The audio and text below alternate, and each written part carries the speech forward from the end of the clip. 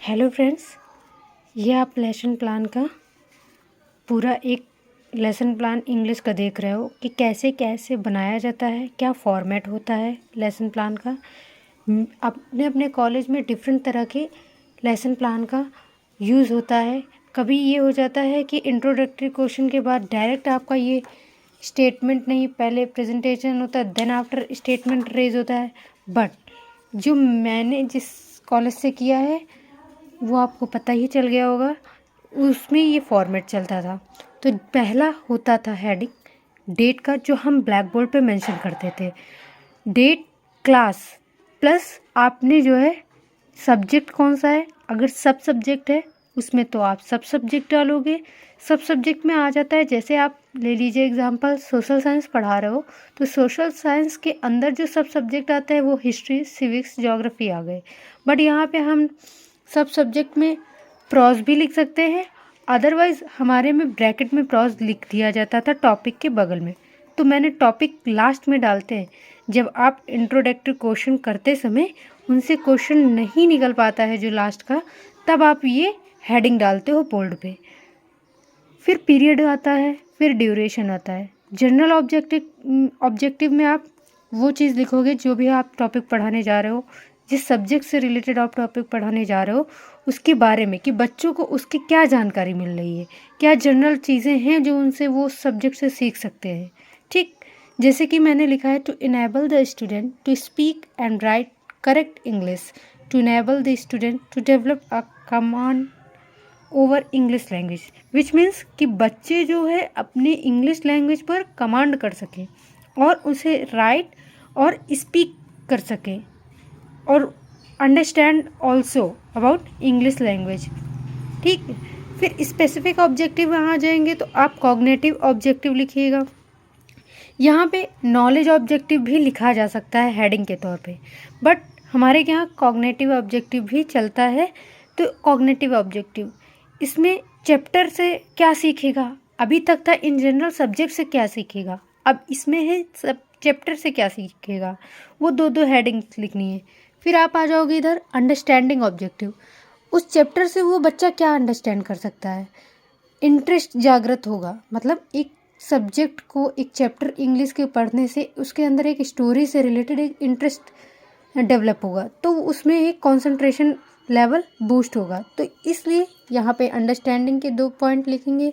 फिर application objective के, कि उसे उस चीज़ से और क्या उसने सीखा, उसने सीखा कि आइडियाज़ को कैसे डेवलप करते हैं, क्योंकि उसने उस पैरा को पढ़ा, उसने उस पैसेज को पढ़ा, उससे जो भी मोरल निकला उस चीज़ को अपने डेली लाइफ में कुछ तो मोटिवेशनल निकला होगा जो वो अपने अप्लाई कर सकता है। फिर आप में थर्ड पॉइंट आ जाएगा मटेरियल रिक्वायर्ड, क्या क्या आप चीज़ें यूज़ करोगे ड्यूरिंग टीचिंग। ठीक है, तो हमारे यहाँ चार्ट पेपर और फ्लैश कार्ड और भी जो एक्टिविटीज़ हम करते थे वो सारी चीज़ इसमें हम लोग प्रेजेंट करते थे। फिर प्रीवियस नॉलेज, जो भी बच्चे ने पढ़ा उसका पहले से नॉलेज क्या था उस चैप्टर से रिलेटेड, उसको लिखोगे हेडिंग के तौर पे। अब हम पढ़ा रहे हैं स्टोरी ऑफ अ बाइसिकल, तो बच्चे को बाइसिकल के बारे में तो पहले से ही कुछ जानकारी होगी, वो लिखेंगे।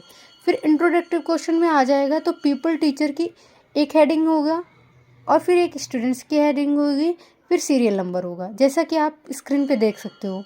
पहली हेडिंग हो जाएगी, जैसे पहले क्वेश्चंस आप बनाओगे तो क्रिस क्रॉस क्वेश्चन बनते हैं जिगजैग फॉर्म में, कि बच्चे को अंत तक उस चीज़ कर अपने प्रकरण तक पहुंचाना है और लास्ट क्वेश्चन में ऐसा हो कि उनसे रियल लाइफ से रिलेटेड हो, लेकिन वो समहाउ फंस जाए और वो आंसर ना कर पाएँ, तो वो आप अपना प्रकरण जो भी आप पढ़ाना है टॉपिक वो स्टार्ट कर सको। जैसे मैंने लिखा where do you go to study, तो मुझे पढ़ाना जो टॉपिक है वो स्टोरी ऑफ बाइसिकल है, तो बच्चे बताएंगे कोचिंग, स्कूल, कॉलेज एक्सेट्रा। ठीक, फिर सेकंड होगा how do you come to school, मेरा जो क्वेश्चन मेकिंग है वो जिगजैग फॉर्म में, तो बच्चा बताएगा कि मैं school by rickshaw, by cycle, by bus, by car, जो जैसे होगा वो ऐसा बताएगा। कोशिश करिएगा कि आप सभी बच्चों से आंसर लो। फिर टर्न करते हैं हम तीसरा पॉइंट, मोस्टली 5 मैक्सिमम होने ही चाहिए क्वेश्चन इंट्रोडक्टरी, और फॉर्मेट ये होता है कि जिगजैग फॉर्म में हो। Which vehicle run on a fuel, कौन सा व्हीकल जो है फ्यूल से रन करता है। फिर बच्चा बताएगा car, bus, bike, these are run with the fuel. Which vehicle does not run with the fuel. तब बच्चा बताएगा बुलक कार्ट, बाइसिकल। तो आपका जो क्वेश्चन पूछने का मोटिव था कि आपको बाइसिकल चैप्टर पढ़ाना है, यहाँ पे आपका बाइसिकल वर्ड आ रहा है, मतलब कि जो हमारा 5th क्वेश्चन बनेगा वो आपके चैप्टर से रिलेटेड होगा। 5th क्वेश्चन में हमने have you ever heard the story of bicycle. तो बच्चा नहीं रिस्पॉन्स करेगा क्योंकि उसने सुना नहीं है, पढ़ा नहीं है। तो वहीं से आपका इस टॉपिक ये स्टार्ट हो जाता है। फिर आपका स्टेटमेंट आ जाएगा जहाँ पे आप लिखोगे बोर्ड पे उसी टॉपिक में, तभी आपने फिल करना है अ स्टोरी ऑफ बाइसिकल। फिर प्रेजेंटेशन आ जाएगा। प्रेजेंटेशन में आपने वो भी जो भी आपने पैसेज लिखना है मॉडल रीडिंग के तौर पे वो लिख देंगे।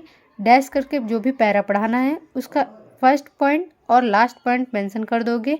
People teacher will read the passage with dear clear and correct pronunciation. पहले आप पैसेज को रीड आउट करोगे। आपने एक सीरियल नंबर का कॉलम बनना है, टीचिंग पॉइंट का कॉलम बनना है, फिर पीपल टीचर एक्टिविटी का, then after student activity, teaching method and black board. But यहाँ ब्लैक बोर्ड पे कुछ नहीं लिखना है। ब्लैक बोर्ड समरी आपने लास्ट में लिखनी है। स्टूडेंट एक्टिविटी में आपने स्टूडेंट उस समय पढ़ रहा होगा इसलिए उसको ये लिखना है, ठीक है।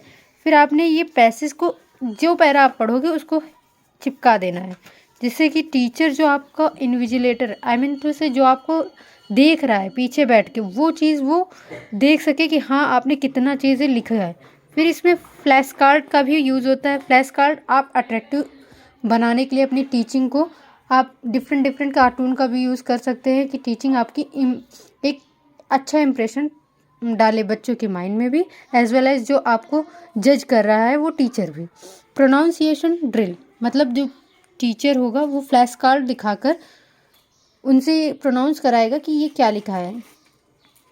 The pupil teacher will show the flash card to the student and student will reply it. यहाँ पर अभी भी बच्चा रिप्लाई कर रहा है, मतलब जो एक्टिविटीज़ होनी है क्लास में वो सारी चीज़ें आपने लिखनी है फॉर्मल तौर पे।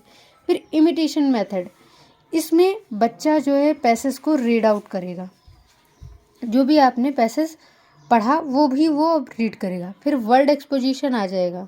आपने वर्ड मीनिंग प्लस डिवाइस लिखना है कि आपने कौन से वर्ड का जो सेंटेंस या मीनिंग फॉर्म में बताया है वो क्या है, डिवाइस में है, सिनोनिम्स में, एंटोनिम्स में है, जो भी है। प्लस आपको सेंटेंस बनाना है उस वर्ड से रिलेटेड जो भी आपने, बट डिवाइस और सेंटेंस आपको बोर्ड पर नहीं लिखना है। हाँ बताना ज़रूर है कि हाँ इससे ये मीनिंग है तो इससे ये सेंटेंस, ये डिवाइस यूज़ हुई है और ये सेंटेंस बनता है। फिर आ जाएंगे आपके लगभग आपके 4 से 5 तो वर्ड मीनिंग्स होनी ही चाहिए। फिर कॉम्प्रिहेंशन क्वेश्चन आ जाएंगे, पर उससे पहले साइलेंट रीडिंग पर ज़रूर ध्यान दीजिएगा कि बच्चे को आप इंस्ट्रक्ट करोगे कि read the passage carefully without lipsing, ठीक है। लिपसिंग का मूवमेंट नहीं होना चाहिए, बट आपको मन ही मन में पैसेज को रीड करना है साइलेंटली उनका। वहाँ पे आप टेक्स्ट बुक मेथड का यूज़ कर रहे हो और ब्लैक बोर्ड पर आपने सिर्फ word meaning he noted down की है।